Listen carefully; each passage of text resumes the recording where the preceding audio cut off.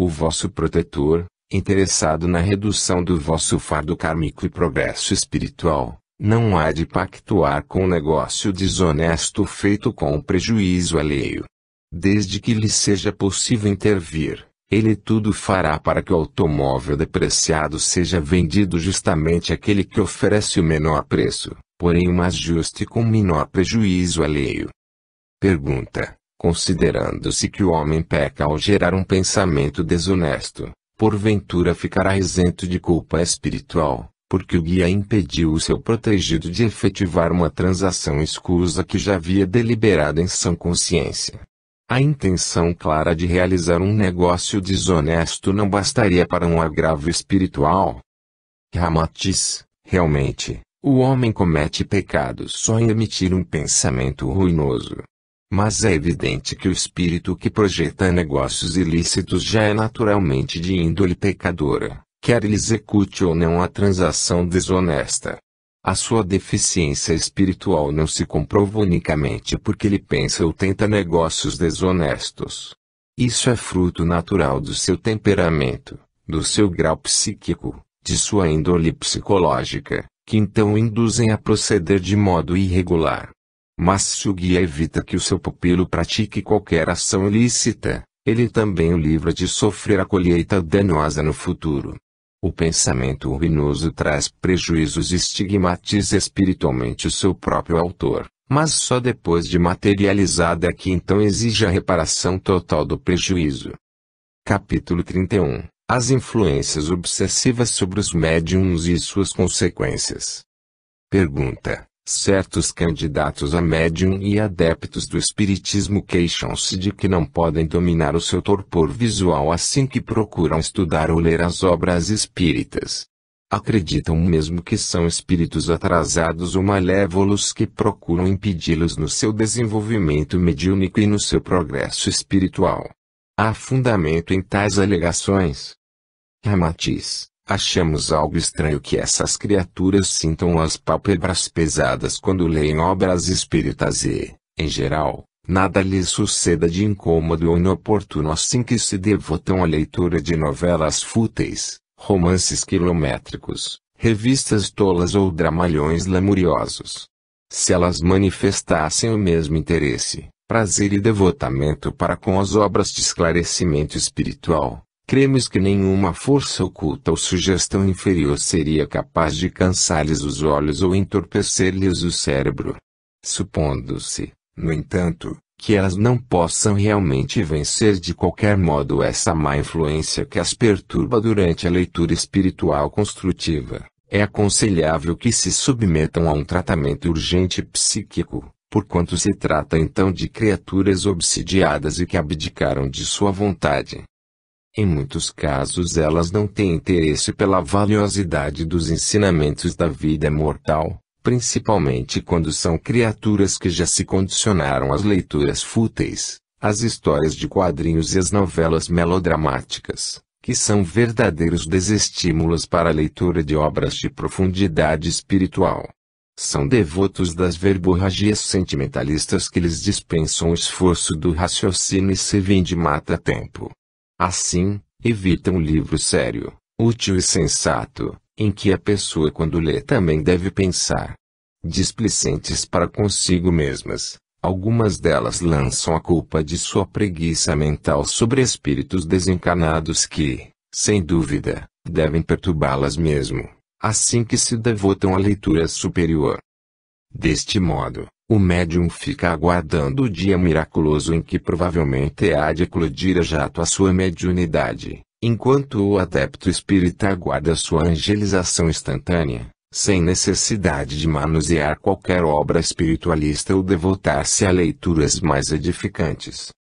Pergunta: algumas pessoas que costumam dormir nas sessões espíritas, por não resistirem em vigília ao tempo normal do trabalho mediúnico ou da oratória, alegam que por mais que se esforcem não conseguem manter-se despertas. Que dizeis sobre isso? Ramatiz: embora reconheçamos que no transe sonambúlico o corpo físico adormece profundamente, enquanto o espírito do médium pode distanciar-se bastante para exercer algum serviço espiritual, Isso não é tão comum naqueles que ressonam à larga durante os trabalhos espíritas. Em verdade, o que mantém a criatura desperta durante conferências, leituras, trabalhos mediúnicos ou doutrinários nos centros espíritas é sempre o interesse espontâneo causado pelo desejo sincero de aperfeiçoamento espiritual. Em geral, os que dormem facilmente nas sessões mediúnicas e se cansam nas reuniões evangélicas muito raramente adormecem durante o futebol, o turf, a irradiação da novela xaroposa mesmo no cinema, malgrado projetar-se péssimo filme. Há criaturas que dormem nas igrejas católicas, no templo protestante e nas instituições culturais. Assim que o sacerdote impunha o evangelho para a leitura de praxe, o pastor abre a Bíblia para o comentário do dia ou o conferencista aborda o tema instrutivo de sua palestra.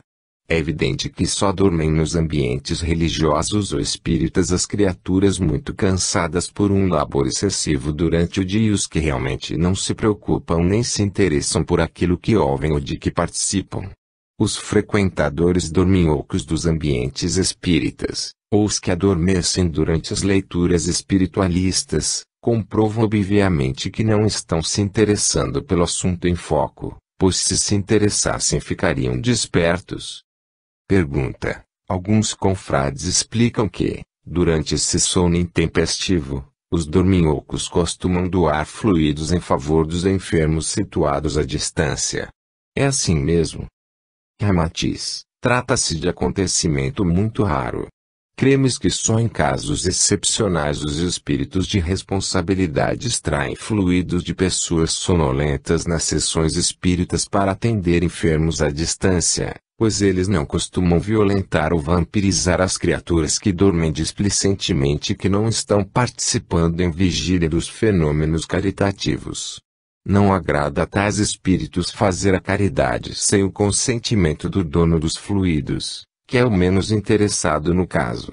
O motor que produz fluidos benfeitores ao próximo deve ser movido pela vontade daquele que deseja servir. A caridade só é plausível quando seu agente também oferta algo de si, consciente e espontaneamente, impregnando a sua ação com o calor do seu coração, porquanto o céu não se conquista através de procuração alheia e nem comodamente adormecido. Sem dúvida, a extração indébita de fluidos daqueles que dormem nos ambientes espiríticos, na verdade, não passaria de censurável vampirismo, embora praticada pelos espíritos benfeitores e destinada a fins úteis. Pergunta: conhecemos alguns trabalhos de intercâmbio mediúnico especializado, em que os espíritos obsessores são afastados compulsoriamente de junto dos seus obsidiados e impedidos de agir malignamente. Certos espiritualistas afirmam que há de salutar eficiência esse tipo de trabalho de terreiro, em que os espíritos atormentadores são tolhidos em sua ação nefasta sobre suas vítimas encarnadas. Que dizeis?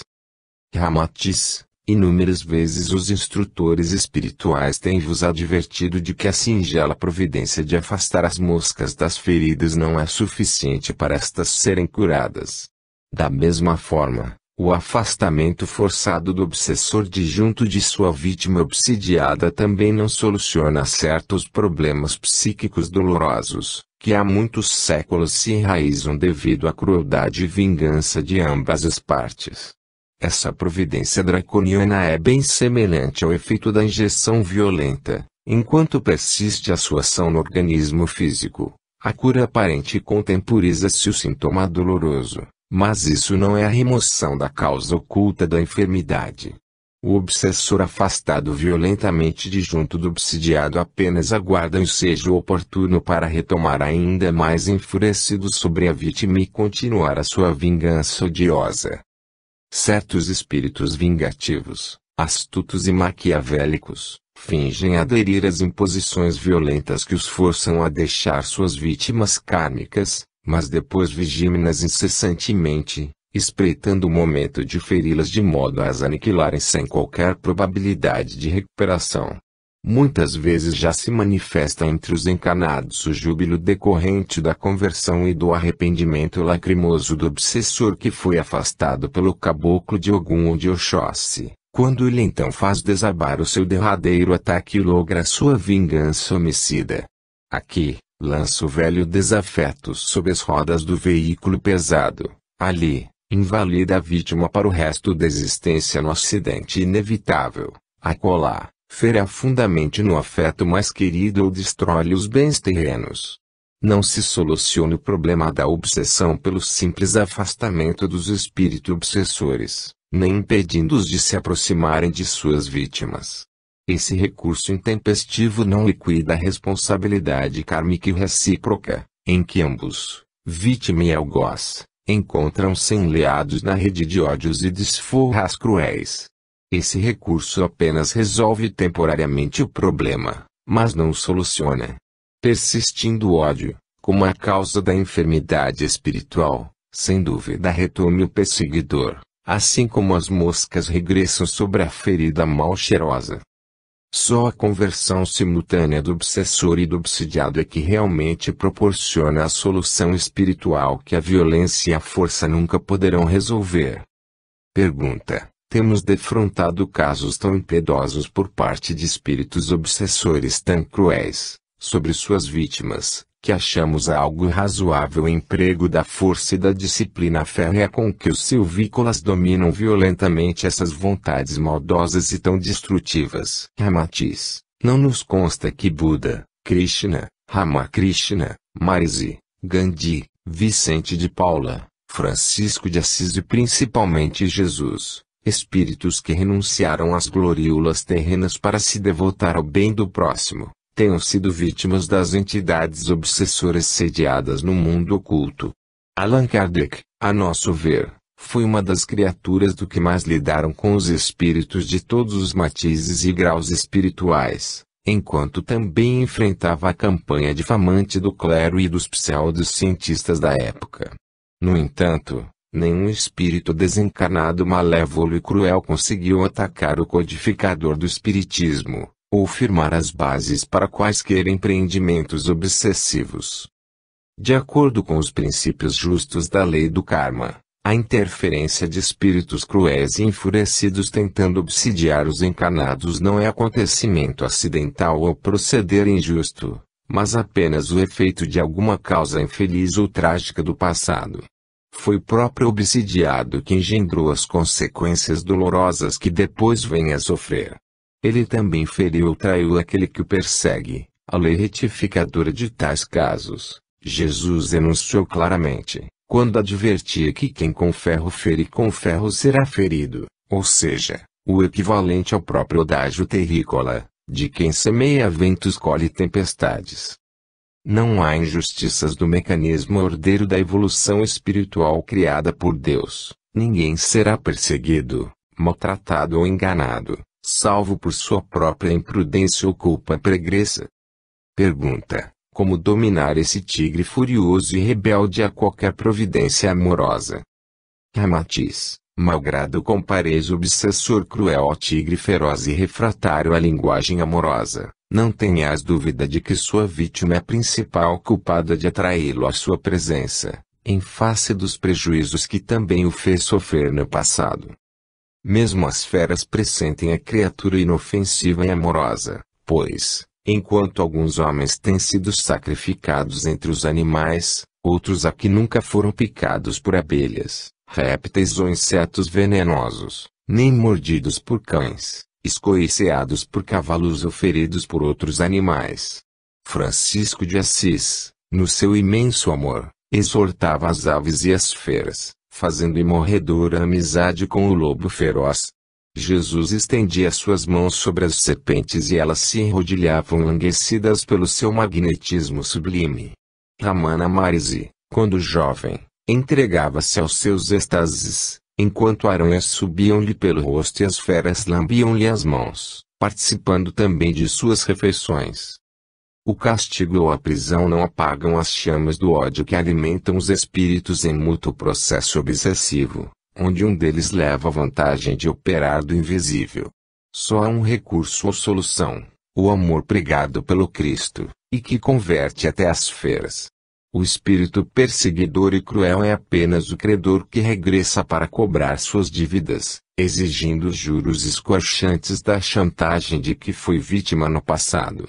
Infelizmente, mesmo entre alguns espíritas estudiosos da doutrina, ainda se alimenta odiosa animosidade para com o obsessor sediado no além, enquanto se procura ignorar o ódio, a irascibilidade e a blasfêmia da própria vítima, que assim tenta ignorar suas culpas pregressas. A família do obsidiado tenta liquidar o problema aflitivo e incômodo a qualquer preço e modo. Para isso, move terra e céus com o fito de afastar o obsessor ou, se possível, liquidá-lo. Raramente os prejudicados reconhecem os gritos de ódio, os propósitos de vingança e o desespero espiritual que vai na alma daquele que foi a vítima de ontem. Poucos se dispõem a conquistar o coração daquele que o persegue, pois tentam ignorar suas culpas pregressas e fugir à responsabilidade kármica. Até que os laços atados pelo ódio sejam desatados pelos sentimentos sublimes do amor e da ternura crística, o problema obsessivo continuará insolúvel, prolongando-se reciprocamente por outras existências futuras e na erraticidade do espaço, sob a condenável perda de tempo, em que se retarda tanto a aventura espiritual do obsessor como a do obsidiado. É inútil afastar com violência os obsessores, caso suas vítimas ainda não passem de ímãs vivos, cuja vibração odiosa insiste em atrair os seus perseguidores. Capítulo 32 – Considerações sobre o desenvolvimento mediúnico.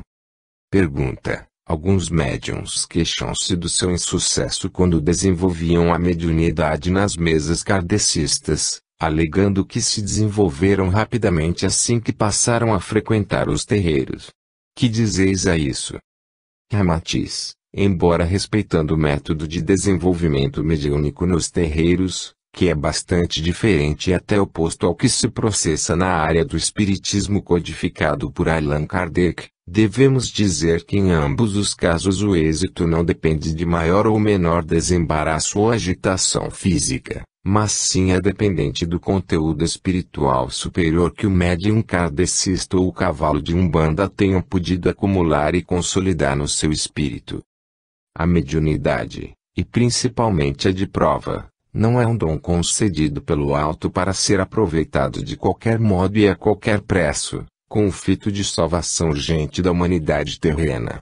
Ela é um recurso, ou seja, um acréscimo divino concedido prematuramente para a melhoria espiritual do próprio candidato a médium, geralmente bastante endividado pelas suas imprudências do pretérito. Em consequência, o que importa não é a quantidade do tempo que ele precisa despender para o seu desenvolvimento, mas é a qualidade espiritual aprimorada, conseguida durante o exercício ou comparecimento à sessão mediúnica. Que vale um desenvolvimento mediúnico rápido e fenomênico, se o médium ainda nada possui de útil e bom para ofertar ao próximo? Porventura, não seria insensatez oferecer-se uma taça vazia àquele que agoniza de sede? Desde que a faculdade mediúnica não é banho miraculoso capaz de transformar instantaneamente o seu portador num sábio ou num santo, mas sim uma hipersensibilidade perispiritual prematura nos médiums em prova, ela deve ser desenvolvida em perfeita concomitância com a recuperação espiritual do seu próprio agente, pois ele é o mais necessitado e também é aquele que pode ser o mais beneficiado. Como o desenvolvimento mediúnico não consiste numa série de movimentos rítmicos, algo parecidos à ginástica física muscular, o candidato a médium encontra no ambiente de trabalho espirítico a oportunidade valiosa de apurar os seus atributos angélicos, muito antes de tornar-se um intermediário fenomênico dos espíritos desencarnados. Na sua frequência assídua à sessão mediúnica e ante a influência benfeitora da oração e dos ensinamentos evangélicos, ele terá ensejo de dominar muitos impulsos viciosos e moderar os sentimentos irascíveis e indisciplinados. Comprovando a imortalidade da alma, através dos espíritos comunicantes, também elevará o seu tom psíquico, dinamizando sua fé nos propósitos da vida espiritual. No serviço de radiação aos enfermos, o médium ativa as próprias células cerebrais, enquanto desenvolve melhor o senso crítico e ajuizamento no julgar as coisas ao defrontar-se com os motivos de angústia e de perturbação dos espíritos sofredores, que são alvo dos esclarecimentos benfeitores do doutrinador. Pergunta: mas não é louvável a ansiedade de todo médium em comunicar o mais breve possível o pensamento dos espíritos desencarnados, a fim de cumprir o seu dever espiritual e fortalecer-se sob a proteção do guia para enfrentar os óbices da vida humana? Ramatiz: embora sem comunicar diretamente o pensamento dos espíritos dos falecidos, ele há de incorporar inúmeros valores no seu acanhado patrimônio espiritual, muito antes da aflitiva ideia fixa de ser médium para receber o guia ou fazer a caridade, à guisa de acadêmico diplomado para exercer determinada profissão no mundo profano. Junto à mesa kardecista, o aspirante a médium não desfruta só do seu desenvolvimento mediúnico, ele também afina o seu sentimento fraterno em favor dos necessitados, assim como conquista novas amizades benfeitoras, tomando a mente receptiva aos conhecimentos técnicos sobre a mediunidade e aos princípios salutares da doutrina espírita. Mesmo antes de exercer o seu mandato mediúnico, ele desembaraça a língua na cooperação ao doutrinador da noite e apura o seu juízo no entendimento psicológico da vida, para servir tanto aos mortos como aos vivos. Esperançoso de que sua mediunidade há de eclodir de um momento para outro, o candidato então persevera pacientemente na frequência assídua à sessão mediúnica. Deste modo, aproveita centenas de horas exercendo atividade benfeitora em atitude louvável, evitando consumi-las no jogo vicioso, no anedotário indecente, na palestra fútil, na crítica injusta, na discussão política ou no despeito desportivo, e que sempre deixam na alma os resíduos tóxicos psíquicos. Evita, assim, a ingestão de alcoólicos, protela a tirania do cigarro, vence a ociosidade mental e não desperdiça o tempo precioso à escuta da novela radiofônica xaroposa ou então na leitura da revista barata e lacrimosa. Acontece, infelizmente, que o futuro candidato a médium, ainda inconsciente das virtudes e dos atributos superiores que já incorporava aos poucos em seu patrimônio espiritual e graças à demora do seu desenvolvimento mediúnico, deixa-se dominar pela impaciência e abandona o banco de sua escola espiritual preliminar, decidido a promover a eclosão miraculosa de sua faculdade, embora seja ativada por estímulos inoportunos e fora de tempo. Confundindo, de início, aprimoramento psíquico com dinamismo muscular ou espasmo físico, ele já se acredita senhor absoluto do poder medianímico, passando a solver os problemas dificultosos alheios muito antes de conseguir o seu próprio equilíbrio espiritual. Eufórico pela manifestação fenomênica que se processa à periferia do seu corpo carnal, confiante em que o seu provável guia doravante lhe fornecerá, sem o menor esforço, tudo o que lhe requisitar, descura-se então do estudo, da pesquisa e de sua própria recuperação espiritual. Paradoxalmente, mais tarde faltar-lhe-á o tempo para atender à sua própria penúria animo da alma, ante a multiplicidade de problemas que se põe a resolver junto de criaturas por vezes mais ricas de conhecimentos do que ele. Algumas vezes o médium pseudamente desenvolvido é um indivíduo que mal se livrou de incômoda fascinação do além-túmulo, quando não se trata apenas de um portador de neurose crônica à conta de mediunidade diagnosticada por outro médium incipiente. Então, aos primeiros pruridos na sua organização psicofísica, ele põe-se a receitar e a distribuir passes fora do ambiente onde mal se reajusta, e que logo abandona zangado com as advertências prudentes dos seus companheiros mais experientes. Há os que, embora ainda exsudem fluidos enfermos por todos os poros e incapazes de atender às necessidades imprescindíveis de sua própria família, atiram-se aflitos e afoitos ao trabalho mediúnico para o qual ainda não possuem credenciais nem se encontram devidamente preparados, a fim de cumprir a todo pano a missão espiritual de que se supõe seriamente investidos. Pergunta: Sabemos de alguns confrades que viviam acionados por espíritos cuja atuação ainda mais se agravava nos dias determinados para os trabalhos mediúnicos.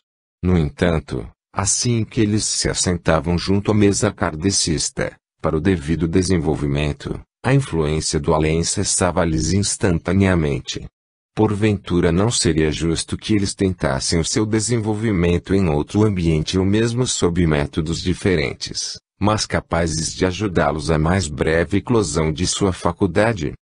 Ramatiz, os guias, certas vezes, costumam apelar para os irmãos menores, ou seja, espíritos de fluidos mais espessos e constritivos, que então projetam periodicamente certa carga fluídica aflitiva e constritiva nos seus pupilos encanados e desinteressados das coisas espirituais.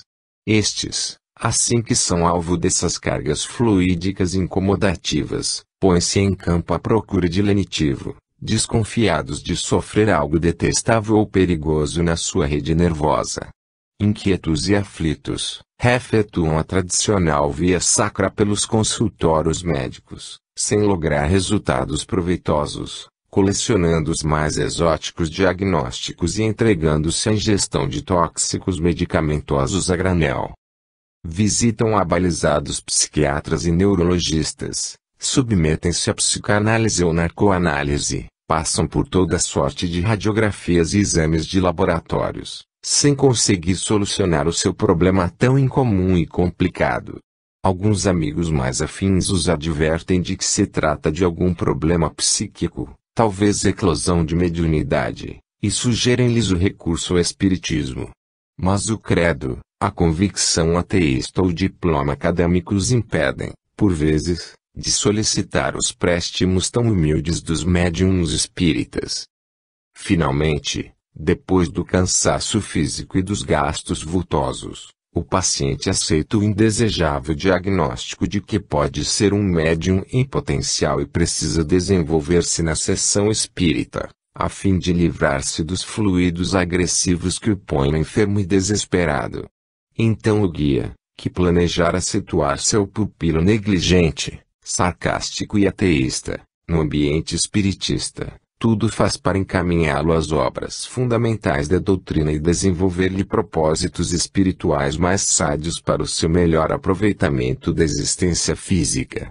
Depois que verifica a presença assídua do seu tutelado aos trabalhos mediúnicos para obter a cura psíquica, onde há de receber esclarecimentos úteis para o seu espírito embrutecido, suspende-lhe as cargas fluídicas coercivas e periódicas, que o forçavam a procurar o ambiente espírita, enfraquecendo-lhe a orgulhosa convicção ateísta.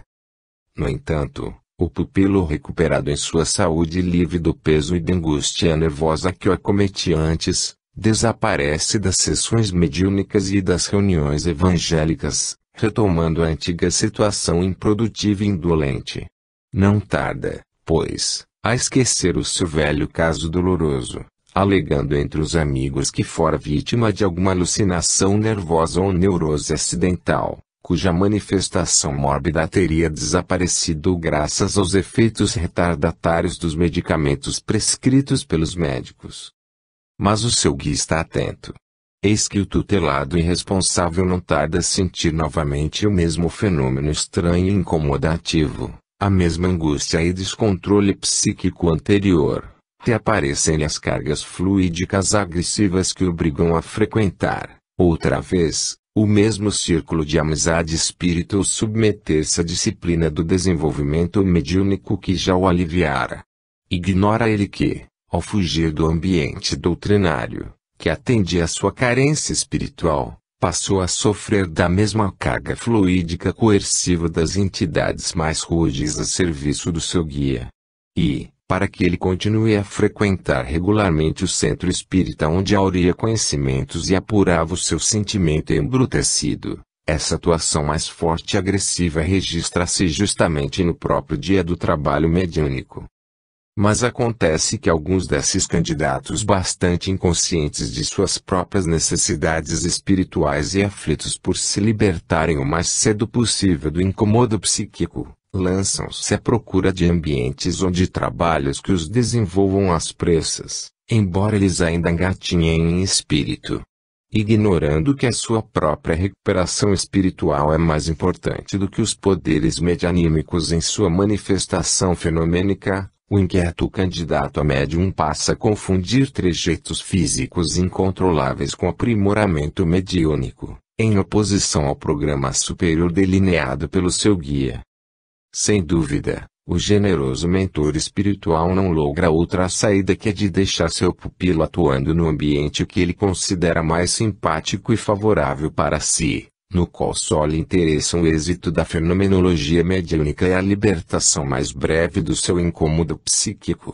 Malgrado não seja essa a solução desejada pelo guia para o seu versátil tutelado, ele prefere vê-lo situado em ambiente de menor aproveitamento espiritual, mas que o livra, por algum tempo, da sua atuação viciosa e censurável no mundo profano. Pergunta: suponhamos que o médium frequente um ambiente espírita kardecista atrasado, em que os seus dirigentes sejam incultos, negligentes e demasiadamente ortodoxos, e onde seu desenvolvimento estaciona por falta de novos estímulos. Não deve esse médium procurar outro meio mais favorável para lograr o seu objetivo? Ramatiz: o progresso da faculdade mediúnica, já o dissemos, é fruto do esforço próprio, da perseverança e da tenacidade. O médium estudioso, pesquisador incansável dos preceitos superiores da vida mortal, é interessado em todos os esforços educativos da ciência e da filosofia do mundo, não tarda em superar o ambiente acanhado de que participa, tomando-se elemento útil e sábio que, invertendo os papéis, passa a esclarecer os próprios companheiros mais ignorantes. O esclarecimento da razão e o aprimoramento espiritual são tarefas tanto de médiuns, doutrinadores e dirigentes, como também de adeptos espíritas. Os que ficarem na dependência do progresso dos companheiros, aguardando comodamente a colaboração alheia e o esclarecimento mecânico de fora, não há dúvida de que terminarão cristalizados sob condenável estagnação espiritual. O próprio Jesus efetuou o convite aos seus discípulos para que tomassem de suas cruzes e o seguissem, mas não os arrastou com o fito de angelizá-los fora de tempo e violentar-lhes a sese espiritual. E o médium que se descura de sua urgente renovação interior e do seu aprimoramento intelectivo estaciona improdutivamente nas comunicações mediúnicas mais chãs e batidíssimas, desinteressando o próprio público no ambiente onde pontifica tão mediocremente. E, quando percebe que já não o lisonjeiam nem atribuem qualquer importância às suas mensagens, revelações rotineiras e insossas, muda-se para outro ambiente à procura de corrente mais afim, ou onde lhe prestem a homenagem digna de sua missão sacrificial no mundo. Sem dúvida, ele confunde sua pobreza espiritual com a deficiência do meio onde atua, atribuindo a sua própria estagnação espiritual à falta de conhecimento do comando superior por parte dos seus confrades. Todos os trabalhadores da seara espírita precisam instruir-se de modo eficiente. Mas para isso, não basta ler e reler exclusivamente as obras espíritas e dispor-se a enfrentar um público cada vez mais ávido de conhecimentos evolutivos em todos os setores da vida humana. Inúmeras fontes educativas espiritualistas e muitas obras que tratam das últimas conquistas da ciência, filosofia e psicologia ajudam o espírita a disciplinar sua mente, a juizar seus impulsos ocultos que se projetam do subconsciente na tentativa de escravizar almas que suas investidas inferiores. Pergunta: é contraproducente a ansiedade de quase todos os médiuns neófitos em receber logo o seu guia, a fim de participar proveitosamente no serviço da caridade espírita? Não é a receita mediúnica, o passe espírita ou a revelação dos desencarnados a característica básica de médium desenvolvido? Ramatiz: somos de parecer que a manifestação súbita do espírito guia não é suficiente para despertar no médium os tesouros de amor que porventura ele ainda não tenha revelado no trato cotidiano com o próximo. O sentimento caridoso, que faz participar e sofrer pela desdita alheia, não pode ser despertado ou merecer a assistência das almas excelsas se a própria criatura desejosa de fazer o bem não se esforça para despertar em si mesmo o prazer de servir e amar. Caridade, em sua essência absoluta, é a emoção estética amorosa da alma angelizada, é sensibilidade espiritual fruto natural do grau evolutivo do ser, que então produz o bem pelo exercício espontâneo do próprio bem, mas absolutamente isento de qualquer interesse pessoal e mesmo da própria ansiedade utilitarista de alcançar o céu. Francisco de Assis, Vicente de Paula, Paulo de Tarso, Buda, Gandhi e o amado Jesus, assim como determinados apóstolos e cristãos massacrados, provaram realmente a grandiosidade do sentimento de caridade, pois não só viveram entregues ao serviço do amor ao próximo, como também se sacrificaram em holocausto heróico sem qualquer preocupação de lucro espiritual. Pergunta: cremos, no entanto, que o desejo de fazer o bem e ser útil ao próximo, como objetivo esperançoso dos médiuns em desenvolvimento, é sempre intenção louvável e estímulo para o futuro serviço de caridade. Não é assim, Ramatiz, mas é evidente que esse sentimento de caridade deve ser permanente no indivíduo e manifestado como um estado natural da alma que dispense qualquer clima religioso ou ambiente espiritista para ser praticado, e sem depender de quaisquer influências exteriores. Será de pouca valia a febre dos médiuns em fazer a caridade no receituário mediúnico distribuindo passes, recebendo desencarnados sofredores ou devotando-se às campanhas filantrópicas, se depois fracassarem nos atos e nas coisas mais simples. Muitas vezes, no trajeto entre o lar e o centro espírita onde pretendem fazer benefícios ao próximo, há médiuns que deixam de cumprir os atos mais singelos de amor ao próximo. Aqui, faltam com a caridade amistosa para com o amigo de infância empobrecido e viciado, que a distância os fitou receoso como cão surrado. Ali, são rudes para com o condutor de veículo coletivo que, exausto e neurastênico, demorou no troco ou estacionou além do ponto indicado. Acolá, acoimam de gatuno o merceeiro que se equivocou no peso, ou censuram o vagabundo ou embriagado que o alto lhes situou no caminho para experimentar-lhes a temperatura do coração. Esse descaridoso espírito de crítica vai desde a censura contra os frequentadores de bares, as prostitutas infelizes e os mendigos que exploram a caridade pública, até as acusações levianas de peculato aos servidores públicos ou críticas acêrbas às instituições religiosas adversas. À espera do ônibus ou do elevador, os candidatos à prestação da caridade protestam vivamente contra o aumento injusto do pão, do leite, da carne e as negociatas censuráveis dos assambarcadores do povo. Mas não deixam de desperdiçar dinheiro em cigarros, alcoólicos ou futilidades dispensáveis na vida humana, vícios que, se forem abandonados, beneficiarão até a saúde orgânica. Há longas discussões com o fornecedor que altera o preço do azeite, do queijo ou do feijão, mas cessam todos os protestos diante do ourives que anuncia o custo astronômico da pedra preciosa destinada a ornamentar a vaidade humana. Sem dúvida, justificam-se a crítica sadia e o protesto justo contra o império do roubo, do crime e da corrupção administrativa, assim como a censura pela indiferença das autoridades com relação ao problema do menor abandonado, da juventude transviada ou da mulher desamparada. Mas, em nosso caso, referimos-nos especialmente àqueles que, assumindo graves responsabilidades no ambiente espírita e ensejando o desenvolvimento mediúnico para servir ao próximo, contradizem-se com frequência e alternam os momentos caridosos com outros momentos descaridosos. Isso não os ajuda a conseguir os bons fluidos nem a apurá-los para o passe espírita, para a irradiação aos enfermos e fluidificação da água curadora, pois, ao se movimentarem pela vida em comum, contaminam-se facilmente com os tóxicos gerados pela intolerância, cólera, maledicência, irritação ou pelo desamor ao próximo.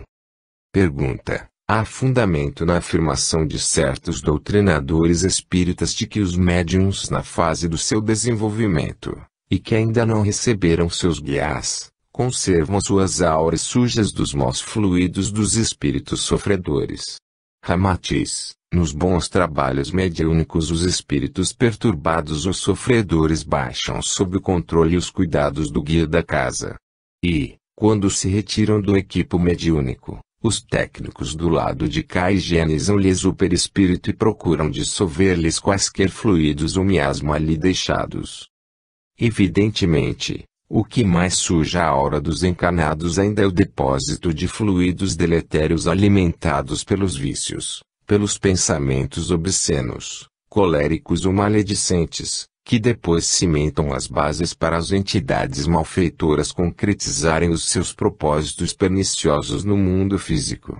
O espírito sofredor pode causar mal-estar e macular o perispírito do médium na hora de sua comunicação, mas as infiltrações e interferências pervertidas, que se manifestam pela mente indisciplinada ou pelos desejos impuros, passam a se constituir em manchas lodosas definitivas, que dificilmente se desintegram em quem as produziu. Jesus esteve em contato com nossas mazelas e fluidos torturados do orbe terráqueo, mas nem por isso ele desafinizou-se com a natureza sublime do Espírito Santo, que lhe orientava os passos no mundo e lhe nutria o espírito com as energias do alto. Pergunta: quais os fatores mais eficientes para auxiliarem o desenvolvimento dos médiuns nos trabalhos espíritas kardecistas? Ramatiz: desde que o desenvolvimento mediúnico não é ginástica física, como já dissemos, e seu êxito depende muitíssimo do apuro do intelecto e do sentimento do médium, é evidente que, além do treino disciplinado junto à mesa espírita, o candidato a médium deve procurar incessantemente o seu esclarecimento espiritual. É tempo de extinguir-se o velho tabu de que não tem importância o médium ser analfabeto, desde que ele seja humilde e de boas intenções. Sem dúvida, há casos em que a mediunidade floresce com desusado sucesso em certas criaturas incultas e humildes, capazes de cumprir louvavelmente o seu mandato mediúnico, porque não se afastam de modo algum da prática evangélica. No entanto, o médium que, além de possuir bons sentimentos e alimentar propósitos superiores na sua tarefa mediúnica, ainda for estudioso da doutrina espírita e culto no trato com outras fontes de educação espiritual do mundo, certamente há de converter mais facilmente o próximo, quer pela sua humildade afetuosa, quer pela argumentação intelectual superior. Nas palestras, conferências, estudos e comunicações mediúnicas no seio espirítico, os seus responsáveis devem exigir um padrão de conhecimento e cultura que não empobreça a divulgação dos postulados doutrinários em público. Pergunta: que dizeis sobre a formação de escolas para a orientação e o desenvolvimento disciplinado de médiuns?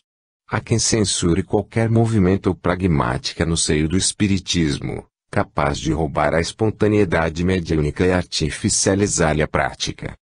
Ramatiz: infelizmente, ainda predomina entre muitos espíritas um sistematismo cabeçudo por parte dos médiuns e dirigentes de seções, que confundem a sua ortodoxia enfermiça com a linhagem iniciática da doutrina. Em sua ignorância, bastante generalizada, eles defendem a retidão, a imutabilidade e a disciplina das leis que Deus criou para reger os fenômenos da vida em toda sua manifestação no cosmo e, paradoxalmente, exigem a incúria, o empirismo, a indisciplina e a surpresa para o desenvolvimento da faculdade mediúnica. Se a própria flor, que se supõe abrir-se espontaneamente à luz do sol, é acontecimento resultante de milhares de processos e reações técnicas disciplinadas por leis inteligentes, que lhe regem desde o eclodir da semente até o alquimismo da cor, porque a mediunidade, que é faculdade complexa de relação entre o mundo espiritual e a matéria, deve prescindir de qualquer roteiro científico, educativo ou técnico.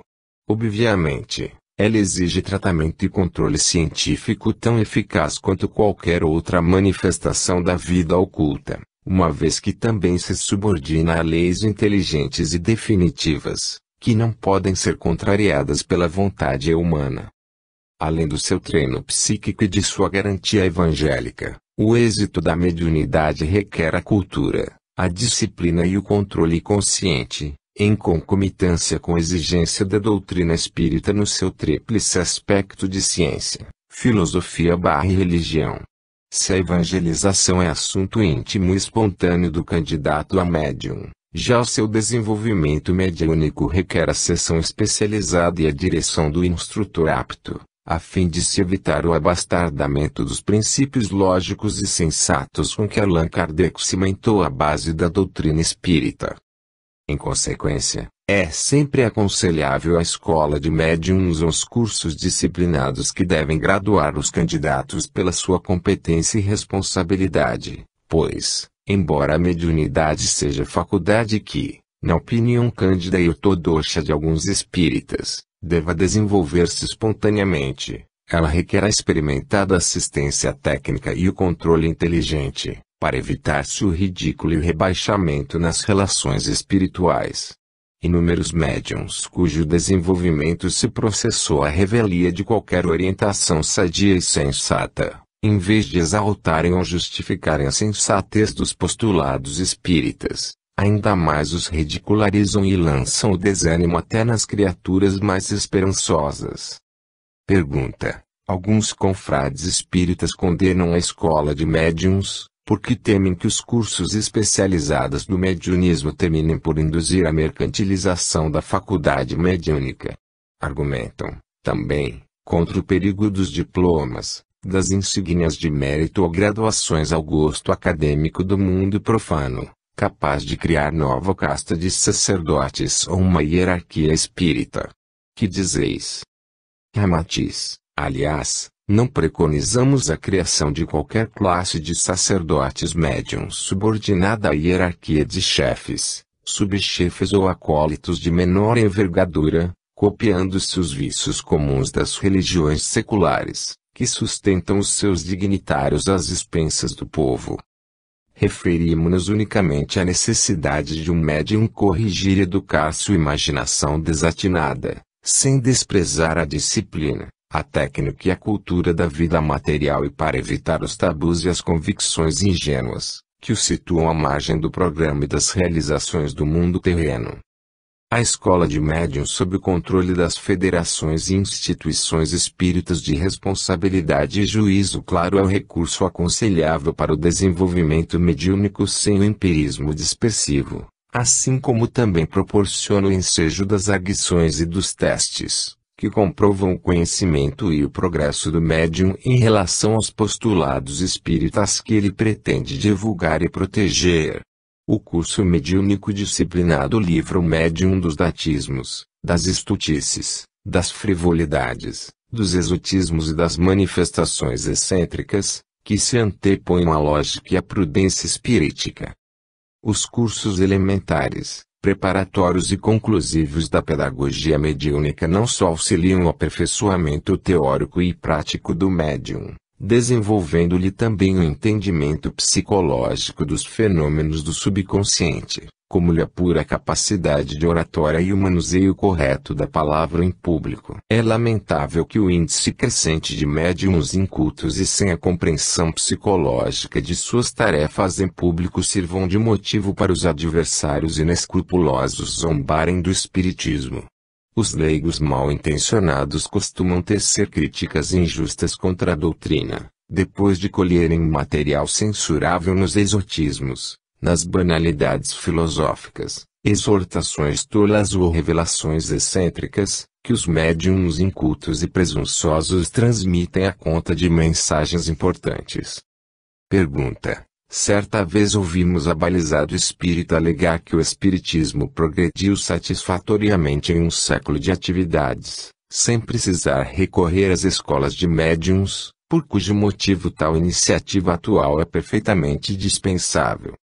Ramatiz: se na atualidade os homens se agrupam e disciplinam para proteger suas profissões mais humildes, instituindo-se desde a Academia de Barbeiros até a Faculdade para Especialização de Física Nuclear. Por que motivo a mediunidade não há de merecer um tratamento sensato, um roteiro sádio e progressivo, a fim de treinar os médiums à distância dos escolhos e das decepções próprias das tentativas empíricas e desordenadas?